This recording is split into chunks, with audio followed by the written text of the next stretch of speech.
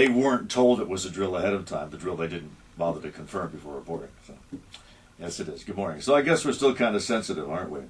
4 nights after that attack 8 years ago, I took the Staten Island ferry, and I stood at the railing, and a group of us were staring at the smoldering pile in lower Manhattan lit up by the floodlights, and I thought, you know, this is what defeat feels like.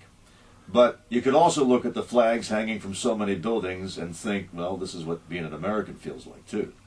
I remember the firefighter who'd been working around the clock under that pile looking for 10 of his buddies. He told me he expected to hear a voice on the two-way any time now saying, hey, we're fine down here, how about you bring us a pizza? We all started talking about the new superheroes, not only the police and the firefighters, but the guy in the next seat who finds, maybe even to his own surprise, that he can do heroic things he was never trained to do. We all remember it as a time not just when the rest of the world was on our side, but when all of us were on our side. In fact, the main problem I saw watching the rescue effort was too many blankets, too much food, too many volunteers. We talk about it every year, which is understandable. I just hope we don't become one of those cultures that wallows in its tragedies.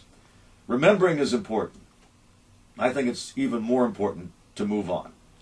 And as good as it felt for everybody to be on the same page that day, to me, it feels even better to see New York back to what passes for normal there, and Washington, D.C. back to arguing again, and the media back to overreacting again.